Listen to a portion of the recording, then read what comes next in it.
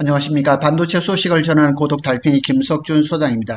이번 주 반도체 이슈 중에서는 K반도체 전략 정부에서 이제 타운홀 미팅을 냈었는데 거기에 대한 얘기가 좀 많습니다. K반도체 육성 전략 보고회에 이제 이 대통령이 참석을 했는데 지방 이전에 대한 얘기가 좀 많이 나옵니다. 그래서 아마 이제 향후에 반도체 공장을 팹을 이제 건설을 한다 그랬을 때는 이제는 뭐 수도권에서 반도체 공장을 새로 시작한다는 것은 거의 불가능하지 않을까. 그래서 이제 지방 이전 얘기가 나옵니다.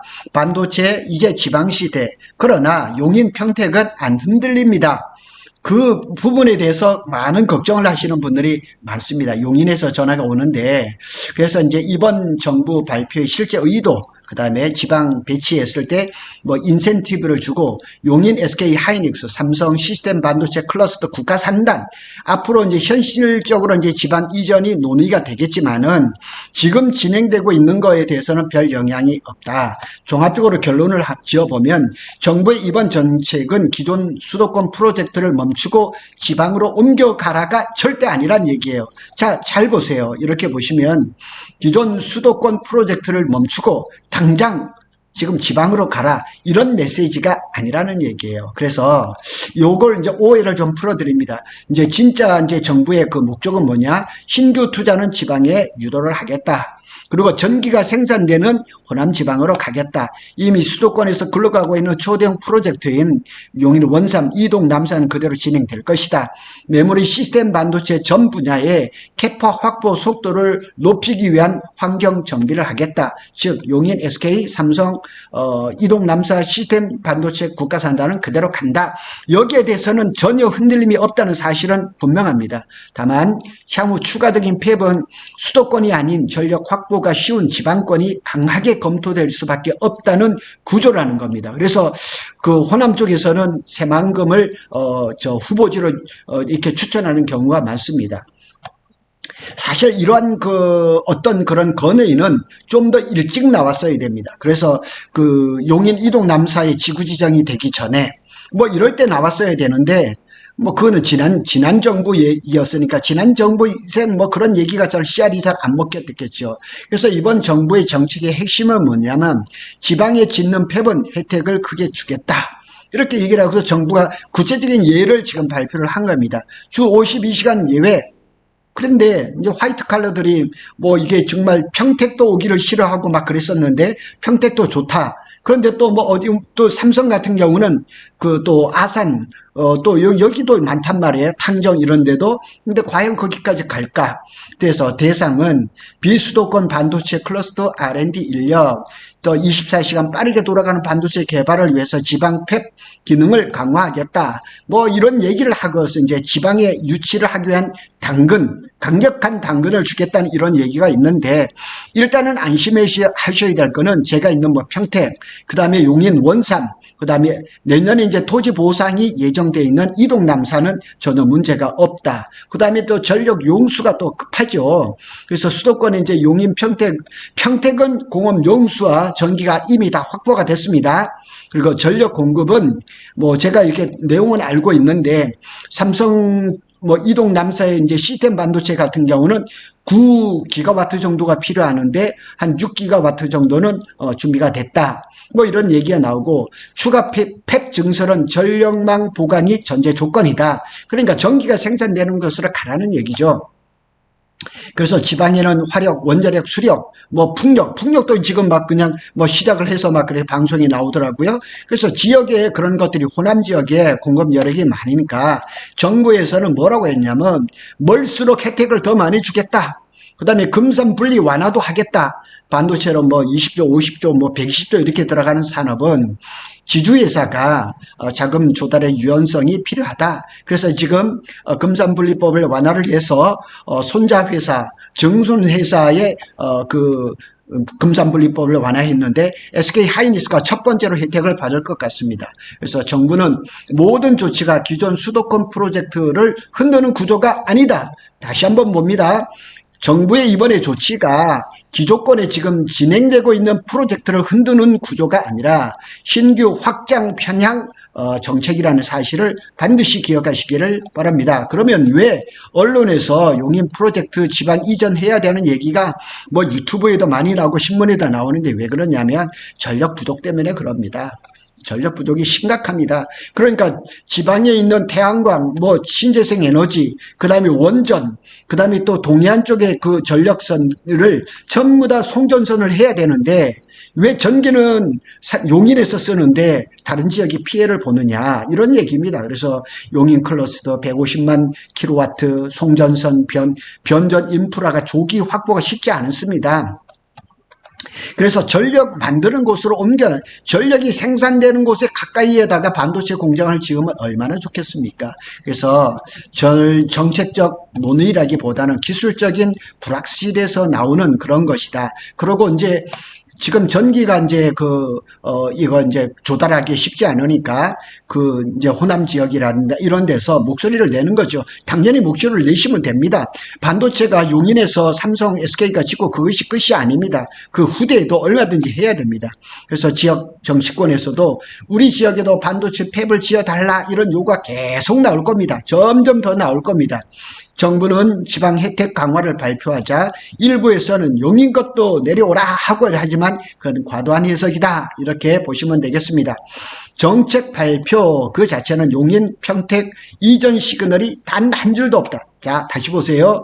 정책 발표에서 용인이나 평택을 뭐 지방으로 내려가겠다 이런 얘기 하나도 없습니다. 절대 안심하셔도 됩니다.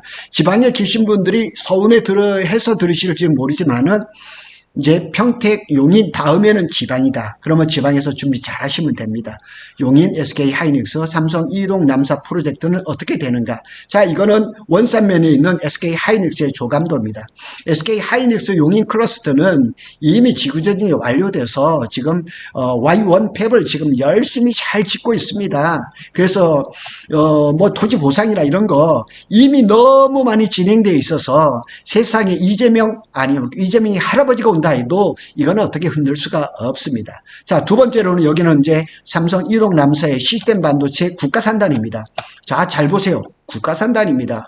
나라에서 국가산단으로 지정을 하고 이제 뭐 12월 달에 토목공사 109, 209가 동시에 발주가 지금 예상이 돼 있는데 지금 뭐 여기 이동남사를 지금 어디 다 지방으로 이전한다? 이것도 물리적으로 불가능합니다. 지구지정 다 돼 있고 LH에서는 토지 보상을 하려고 지금 뭐 이런 것들 다 했습니다. 내년 아마 1분기엔 토지 보상이 나가고 하반기에는 토목공사가 들어갑니다. 그래서 이런 지구 전체적인 그 절차가 끝났기 때문에 실제적으로 끝나서 이전 논의는 현실성이 없습니다. 여기 써놨잖아요. 그래서 국가산단 지구 결정까지 끝나서 이전 논의는 현실성이 없습니다.